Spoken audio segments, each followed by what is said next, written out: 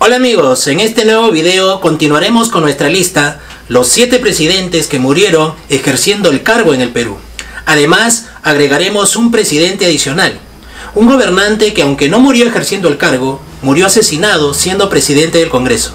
No te lo pierdas.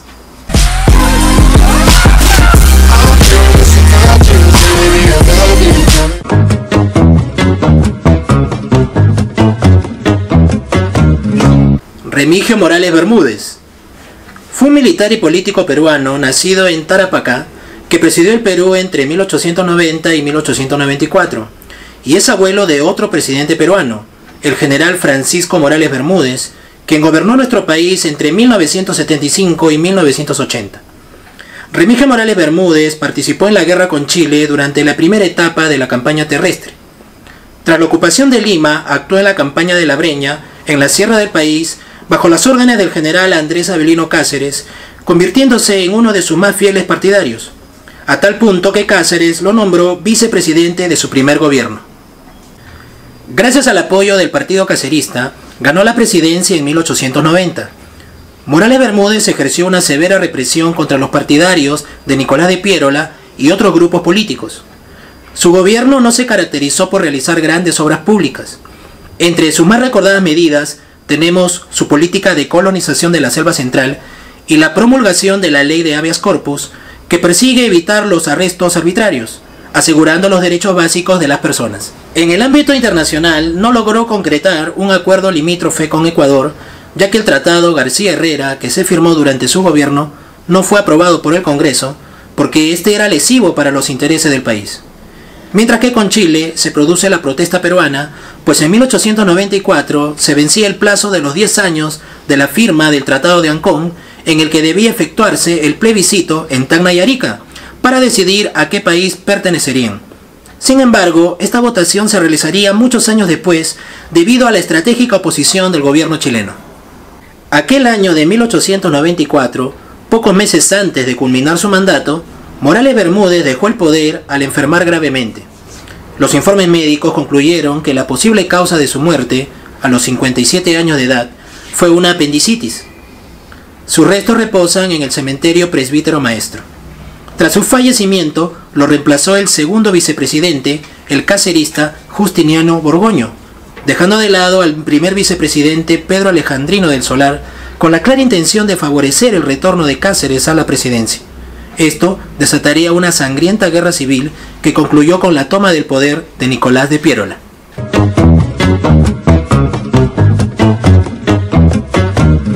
Manuel Candamo fue un político peruano que llegó a ser alcalde de Lima, presidente de la Cámara de Senadores en varias legislaturas y presidente del Perú en 2 ocasiones.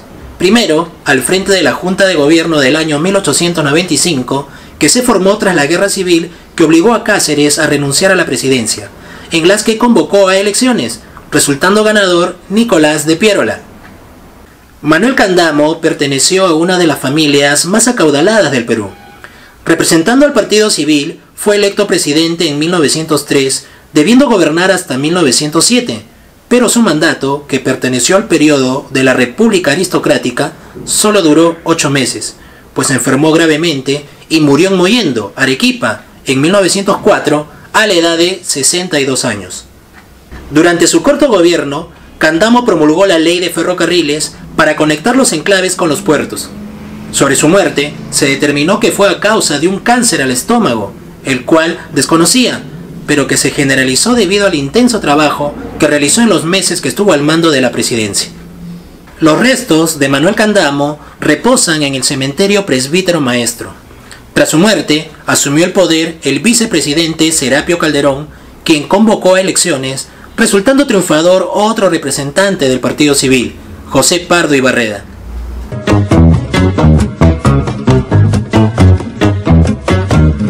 Luis Sánchez Cerro fue un militar y político peruano nacido en Piura que ocupó la presidencia del Perú en 2 ocasiones. La primera, de 1930 a 1931, tras dirigir un golpe de Estado al entonces presidente Augusto B. Leguía, que venía gobernando el país durante largos 11 años. Este periodo es conocido en nuestra historia como el Oncenio de Leguía. La segunda vez que asumió la presidencia Fue luego de ganar en las elecciones de 1931 a la cabeza de su partido, Unión Revolucionaria, venciendo a Haya de la Torre, candidato del APRA.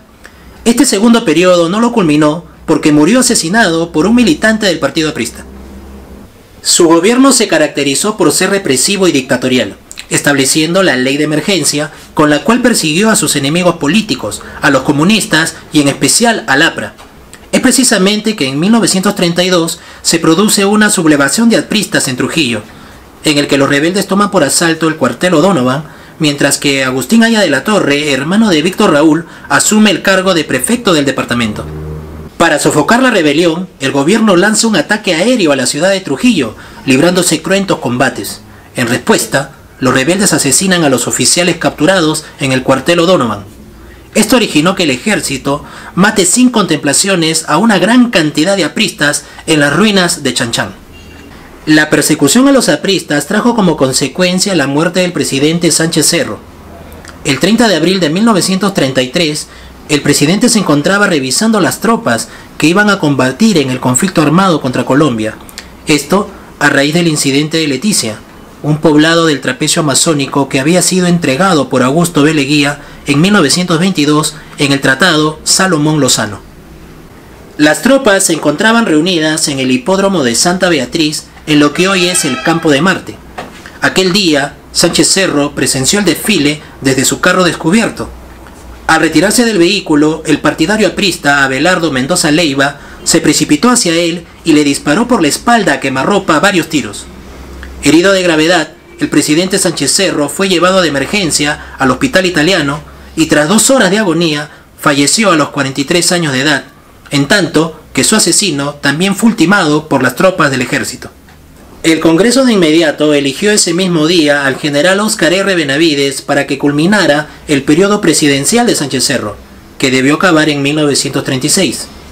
Uno de los primeros actos del nuevo gobierno de Benavides fue el acuerdo de paz con Colombia. Los restos del presidente Sánchez Cerro descansan en una cripta del cementerio Presbítero Maestro.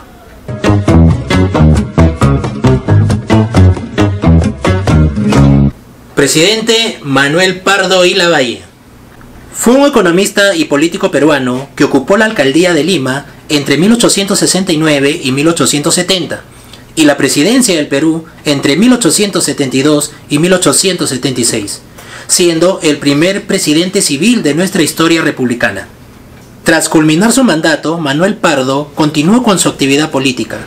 2 años más tarde de dejar el gobierno, en 1878, fue elegido presidente del Senado.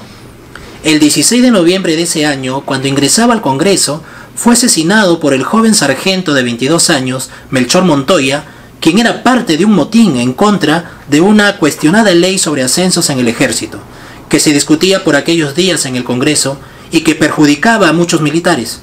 Melchor Montoya le disparó a quemarropa, gritando ¡Viva el pueblo! La bala disparada por Melchor Montoya penetró en el pulmón izquierdo de Manuel Pardo y salió a la altura de la clavícula. En pocos instantes llegaron hacia el presidente del Senado una docena de médicos para atenderlo, pero la herida de Pardo era mortal. La hemorragia se había generalizado. Su asesino fue fusilado 2 años después, en 1880, por orden de Nicolás de Piérola, en las épocas de la guerra con Chile. Manuel Pardo y Lavalle murió a los 44 años y sus restos fueron enterrados en un mausoleo privado de la familia Pardo en el cementerio Presbítero Maestro. Bueno amigos, esta fue la lista de los 7 presidentes peruanos que murieron ejerciendo el cargo. Si deseas, también puedes indicarnos otra lista que nos propongas para hacerlos en futuros videos. Y no te olvides de darle like y suscribirte al canal Tellopedia para que sigamos difundiendo la cultura y la historia de nuestro país. Nos vemos.